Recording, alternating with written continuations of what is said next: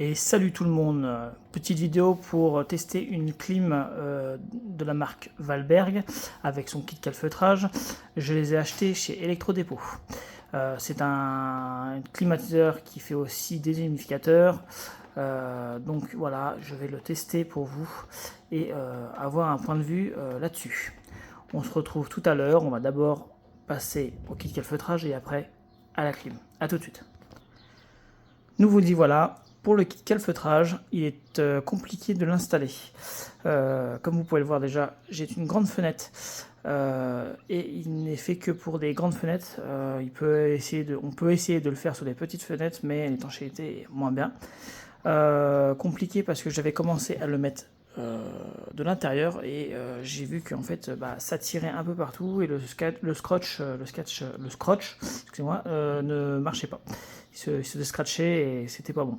Du coup j'ai dû le passer ici sur la jointure pour pouvoir un truc optimal.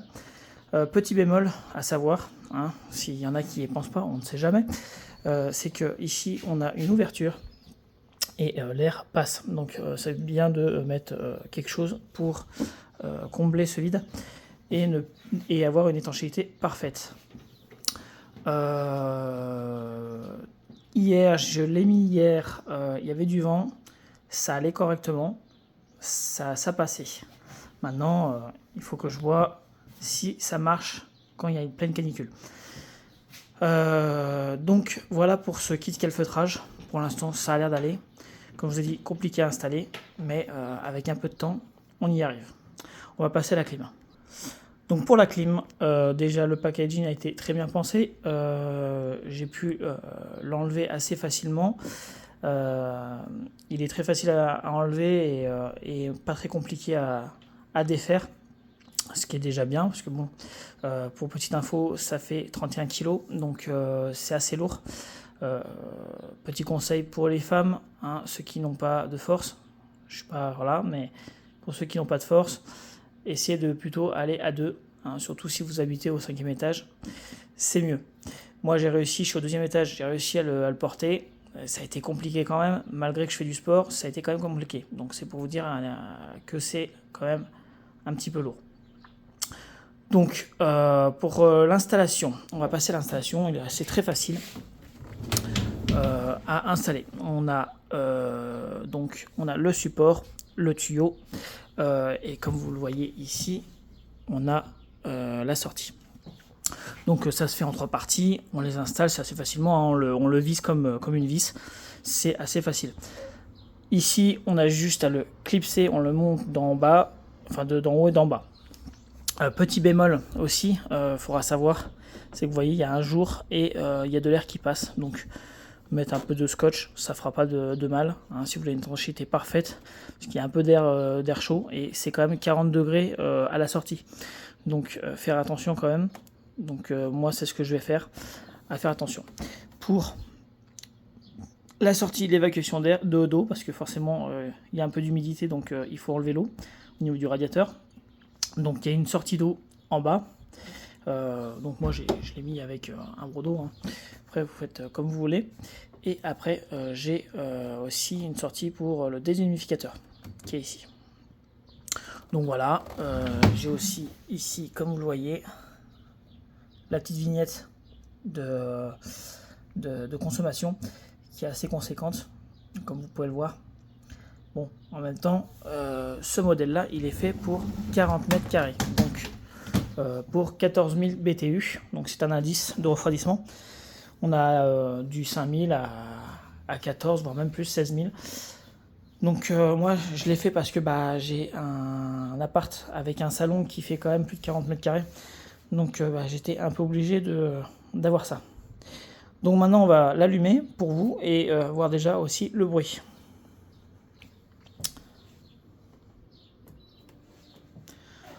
Donc pour le bruit, comme vous avez pu le voir sur la vignette, 65 décibels, c'est quand même assez conséquent. Donc comme vous le voyez ici, il fait un peu de bruit quand même.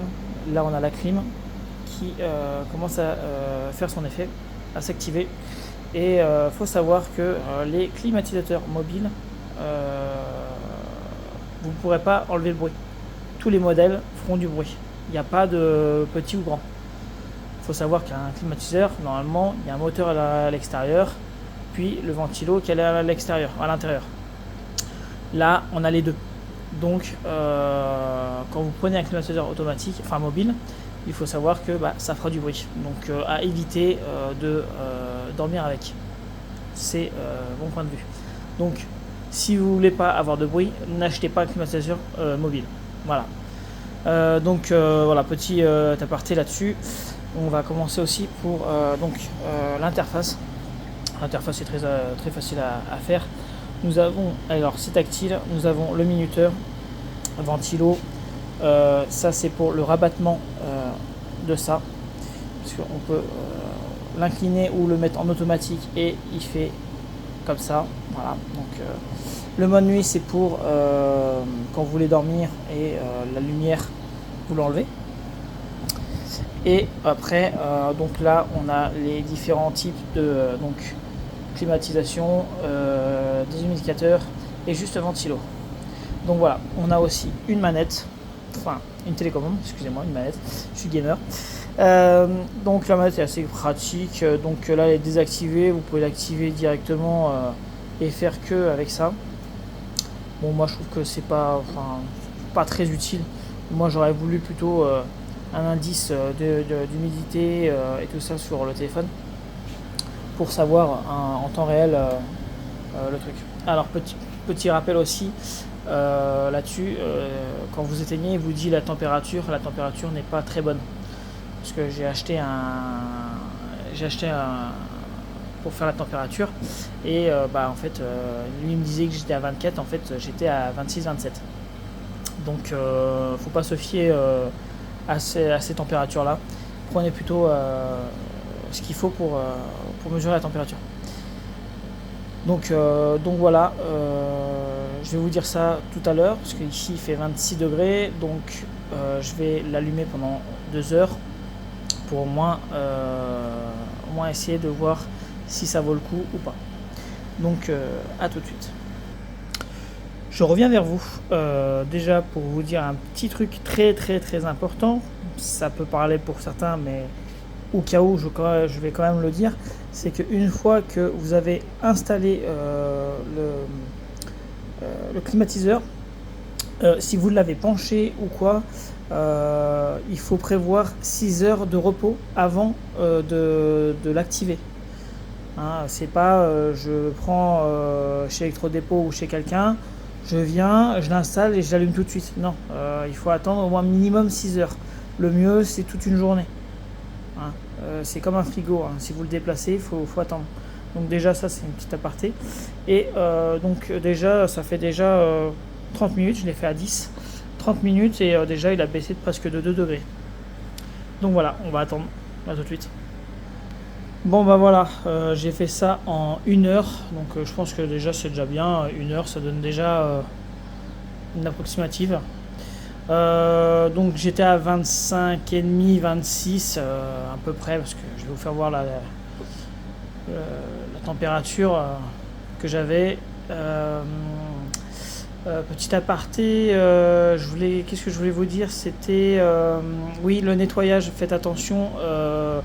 Au bout de 2 ans, essayez de bien nettoyer votre radiateur, parce que si votre radiateur est bouché, surconsommation, ça paraît logique, hein, c'est comme les frigos, comme les moteurs de clim, ça a toujours été. Nettoyez votre climatisateur, faites-le par un professionnel s'il faut, faites un entretien, c'est le minima à faire quand vous avez une clim mobile, parce que ça peut avoir des pannes, des bruits, et aussi une surconsommation d'électricité. Donc ça, c'est bien de le voir. Comme vous pouvez le voir, donc là je suis à 23, un petit peu moins en dessous de 23. C'est quand même pas mal, hein. J'ai quand même de la superficie. Comme vous pouvez le voir, j'ai de la superficie. Donc pour une grande surface comme ça, avoir une baisse de température, alors elle est pas oufissime, hein, ça c'est sûr. Mais quand même, pour une grande pièce qui dit que 40 mètres carrés, baisser de 2 degrés en 1 heure, c'est déjà bien. Donc je suis plutôt positif là-dessus. et moi je le recommande. Voilà. Donc bah, moi je vous dis à plus et prenez soin de vous.